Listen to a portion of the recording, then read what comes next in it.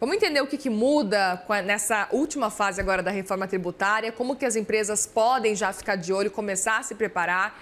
Eu converso agora com Valesca Lemos Moraes, sócia de tributário do Matos Filho. Bem-vinda, obrigada por conversar com a gente aqui. Uma boa tarde para você. Boa tarde, obrigada. Valesca, eu queria muito saber a sua percepção e explicar para a gente esse cenário. A gente sabe que é um processo de transição, tudo não vai mudar de uma hora para outra, por exemplo, nesse ano agora de 2026 já, mas já a partir desse ano tem pequenas mudanças que começam a acontecer e dá para começar a se preparar, né? Queria que você trouxesse para a gente um pouco das principais para que todo mundo que está nos assistindo possa já começar a ficar de olho. Claro, Muriel. O que a gente tem, né, é importante que todo mundo olhe para esse ano de 2026. Esse ano vai ser um ano, né, de período teste, em que o que vai precisar ser feito é efetivamente o cumprimento das obrigações acessórias, com a indicação da CBS e do IBS nas notas fiscais, mas esses valores, né, o IBS será uma alíquota de 0,1% e a CBS uma alíquota de 0,9%. Apesar de você ter que fazer o destaque desses impostos nas notas fiscais, esses valores não terão que ser recolhidos, então não comporão aí os valores das operações. No entanto, né, as empresas estavam muito preocupadas com o início, né, dessa necessidade de indicação desses impostos nas notas fiscais e como que elas iam ajustar seus sistemas para já cumprir essa necessidade aí a partir do 1º de janeiro.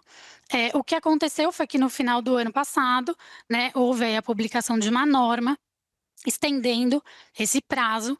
Então, o prazo ficou para o primeiro dia do 4º mês em que, após a publicação dos regulamentos, que vão unificar aí a IBS, o IBS e a CBS.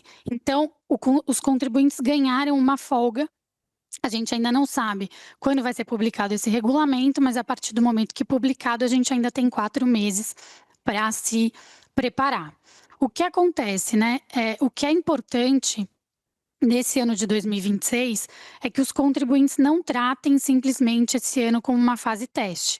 É importante que os contribuintes, nessa fase, principalmente antes, né, dessa necessidade após a publicação do regulamento, que foquem aí em incrementar as suas tecnologias para que os sistemas das empresas conversem com o portal, né, a plataforma digital que foi também apresentada ontem, e que os contribuintes olhem para todas aí, para os seus contratos, para todos os fornecedores, para efetivamente se preparar para 2027. Então, a mensagem aqui é: não tratem 2026 somente como um ano teste e se preparem efetivamente para o que vem em 2027. Para não deixar tudo para a última hora e aí se aquela correria e todo mundo com dúvidas como vai ser, né? Melhor já começar a preparar. Outro ponto que eu queria entender, se você pudesse citar para a gente, quais são os setores que podem pagar mais impostos com essas mudanças? Quais podem ter uma redução de carga? Tem algum setor específico para a gente ficar atento? O que a gente tem aí de pagamento, né, de maior carga, são aqueles, inclusive, que foram incluídos no imposto seletivo, né, que são aqueles bens ou produtos que entendem, que é entendido como prejudiciais à saúde e ao meio ambiente. Então, claramente, esses produtos, como bebidas açucaradas, automóveis, aviões, produtos aí que sejam prejudiciais ao meio ambiente e à saúde, estão incluídos, né? Produtos fumígeros também, fumígenos, estão incluídos desse imposto seletivo. Os demais setores, a gente vai ter, na verdade, todo mundo convivendo com a mesma carga, né? Alguns, obviamente, e aqui já falando de redução, são os setores em que a gente está falando, né, de medicamentos, de equipamentos hospitalares, de cesta básica. Então, a gente vai ter uma redução, para alguns deles de 60%, né, do IBS e da CBS e para outros de 100%. Então esses são aí os setores que vão, querendo ou não, serem mais beneficiados com a instituição da reforma tributária. Ponto também que eu queria entender, Valesca, é se especificamente o Simples Nacional pode sofrer alguma alteração também agora, pelo menos nesse ano de 2026.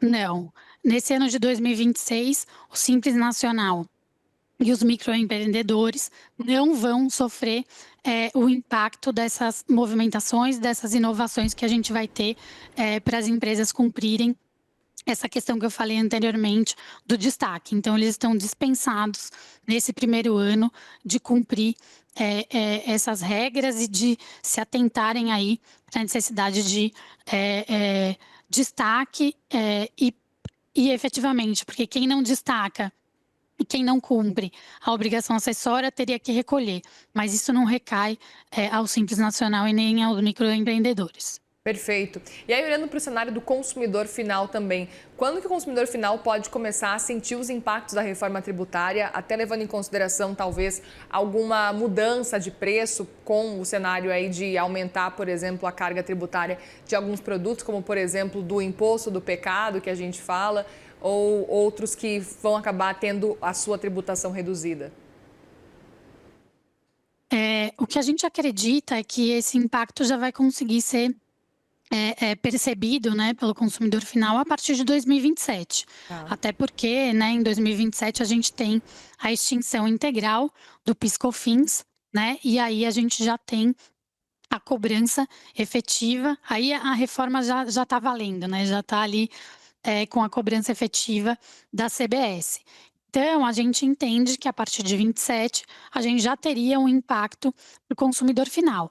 Muito provavelmente esse impacto vai ser ainda muito singelo, né? Não tão perceptível efetivamente como a gente teria como a gente terá quando o IBS também já estiver em vigor. E isso vai acontecer, né, numa fase de transição até final, né, começo de 2033, que a gente tem a vigência integral da reforma. Então, a gente acredita que percepções efetivamente vão começar a acontecer em 27, mas vai ser gradativo. Até queria entender também, a gente falou agora há pouco do Simples Nacional, o que muda também na percepção de vocês com relação à emissão de notas, com relação ao recolhimento de tributos, olhando do cenário para as empresas. Já nesse processo de 2026, mas aí olhando, claro, de uma forma mais definitiva depois, quando já começar a valer realmente as mudanças da reforma.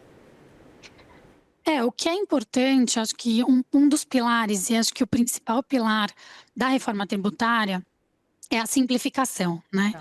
E a uniformização no recolhimento e no cumprimento das obrigações acessórias. Então, o que a gente entende que muda e que é um ponto muito positivo é que os contribuintes vão ter uma maior certeza ali de que estão emitindo os documentos da forma correta e que o pagamento está se dando efetivamente conforme o entendimento da Receita Federal e do Comitê Gestor.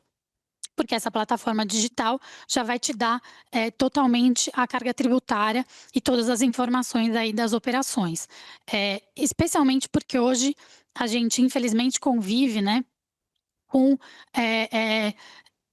com tratamentos distintos dados pelos 27 entes federativos, cada um, né, com relação ao ICMS principalmente, cada um tem o seu entendimento, cada um tem a sua interpretação da legislação e os contribuintes atualmente ficam à mercê, né, de entender como que tem que ser recolhido, quais as obrigações acessórias e qual é o layout dessas obrigações acessórias que eles têm que cumprir. Então, hoje em dia, não tem essa uniformização. E também com relação ao ISS, né, a gente tem mais de 5 mil municípios aqui no Brasil, as empresas também sofrem muito com essa falta de uniformização. Então, o que a gente entende aqui é que o ponto é muito positivo, tem uma segurança jurídica muito maior do que a gente tem hoje, e isso, com certeza, vai inclusive diminuir os gastos que as empresas hoje em dia têm, né, com o pessoal aí, para poder cumprir todas as obrigações acessórias atualmente existentes. Muito bem, Valesca Lemos Moraes, sócia de tributário do Matos Filho. Obrigada mais uma vez pela conversa aqui no CNN Manhã e volte mais vezes. Eu que agradeço. Uma boa tarde. Obrigada, uma boa tarde.